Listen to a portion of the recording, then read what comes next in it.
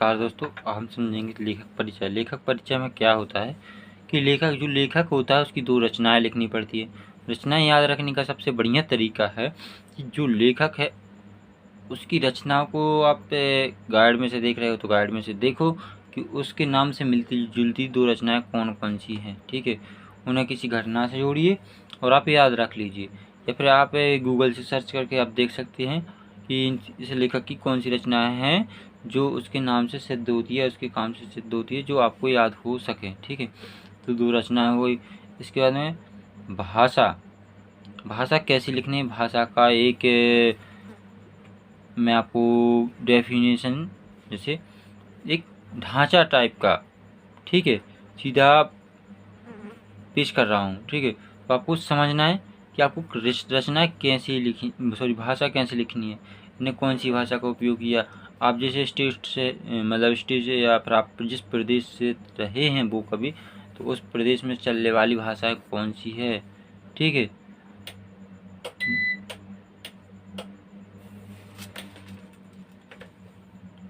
ठीक है, आपको वो रखना है। ठीक है, तो ये तो कॉमन जो मैं आपको बता रहा हूँ ये सभी में आप यूज कर सकते हैं। ठीक है, भाषा तो कैसे, इन्होंने अपनी रचनाओं में सरल, सुबोध एवं सरल, ठीक है, इन्होंने अपनी रचनाओं में सरल, सुबोध एवं सरल भाषा का प्रयोग किया है। कहीं कहीं मुहावरे, लोकोक्तियों का प्रयोग देखने को मिलता है। इन्होंने विभिन्न भाषाओं जैसे उर्दू, फारसी, ब्रज, राजस्थानी, विदेशी शब्दों का प्रयोग किया है। इसके साथ साथ तत्सम, तद्भव और देशज शब्दों का प्रयोग करके इनकी भाषा आकर्षक बन गई है। साहित्य खड़ी हिंदी का भी प्रयोग किया है। इन्होंने अपनी रचनाओं, मतलब इन्होंने जो रचनाएं लिखी हैं, ठीक है, उसमें, ठीक है, रचनाओं में सरल सरल सुबोध एवं सरल भाषा का उपयोग किया है। इन्होंने भाषा का उपयोग किया है, वो कैसी है, सरल है। कहीं कहीं इन्होंने अपने बीच बीच में कहीं कहीं इन्होंने लोकोक्तियों का भी प्रयोग किया है। ठीक है, लोकोक्ति का प्रयोग किया है, मतलब जो हमें देखने को मिलता है। इन्होंने विभिन्न भाषाओं, जैसे मतलब इन्होंने कई प्रकार की भाषा आप देख सकते हैं, जैसे इन्होंने उर्दू, फारसी, ठीक है, उर्दू का भी प्रयोग किया है। कहीं कहीं शब्द इन्होंने फारसी के भी लिए और ब्रज भाषा के भी लिए, और कहीं राजस्थानी के लिए, और कहीं विदेशी भाषा, ठीक है, विदेशी शब्दों का प्रयोग किया है, मतलब इंग्लिश वगैरह का भी प्रयोग किया है। ठीक है, इनके साथ साथ तत्सम, तद्भव, ठीक है, इसके साथ साथ तत्सम और तद्भव और विदेशी शब्दों का प्रयोग करने से इनकी भाषा, मतलब इनकी जो भाषा है, इन्होंने विदेशी शब्दों का जो उपयोग किया है, उससे इनकी जो भाषा है ना, वो आकर्षक बन गई, सभी को पसंद आ रही। साहित्य खड़ी हिंदी का भी प्रयोग किया है। ठीक है, साहित्य खड़ी हिंदी का भी प्रयोग किया है। ठीक है, तो एक बार फिर से समझेंगे। इन्होंने अपनी रचनाओं में, ठीक है, लेखक परिचय में 2 रचनाएं मैंने आपको बता दी कैसी खोजना है। इसके बाद में भाषा कैसे लिखनी है, भाषा ये कॉमन डेफिनेशन है, आपको लिखनी है।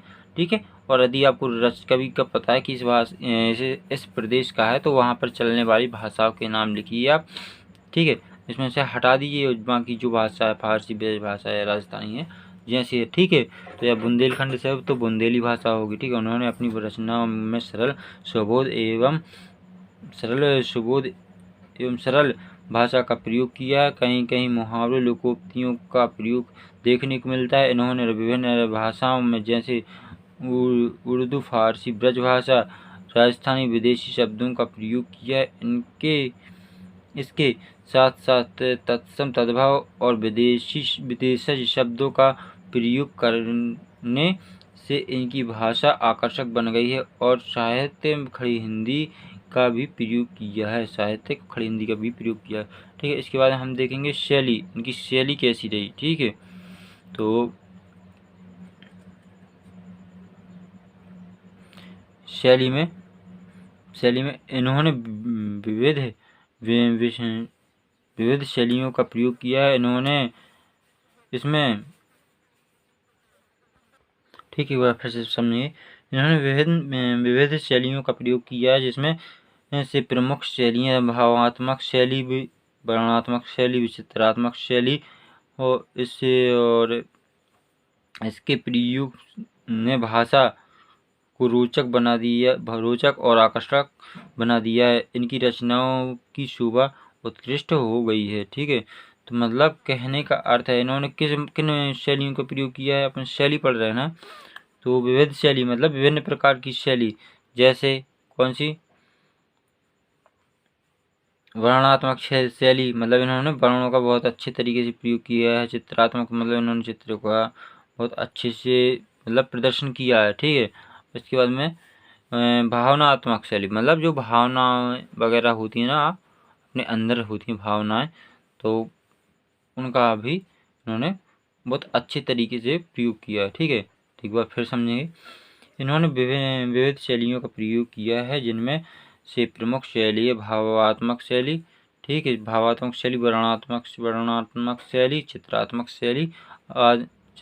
शैली आदि है। इनके प्रयोग से भाषा को रोचक और आकर्षक बना दिया है। इनकी प्रयोग ने भाषा को रोचक और आकर्षक बना दिया है। उन्होंने इनकी रचनाओं की शोभा उत्कृष्ट हो गई है। ठीक है, अब साहित्य में स्थान लिखना है तो हमें तो इनकी प्रशंसा करनी है, चाहे ये कोई भी कवि हो। ठीक है, या लेखक हो। तो अब लेखक जो भी लेखक हैं तो इनकी हम प्रशंसा कैसे करेंगे। इनका हिंदी साहित्य में इनका महत्वपूर्ण स्थान है। इन्हें महान लेखक माना जाता है। ठीक है, इनकी तुलना अन्य लेखकों से कम नहीं की जा सकती। आप हिंदी साहित्य में सदैव स्मरणीय किए जाएंगे, मतलब वो हैं तो किए जा रहे हैं और नहीं है तो किए जाएंगे। ठीक है, मतलब हैं तो उनके किए जाएंगे। ठीक है, तो ये किसी भी लेखक का आप नाम डाल के इस प्रकार से आप लिख सकते हैं। ठीक है, थैंक यू।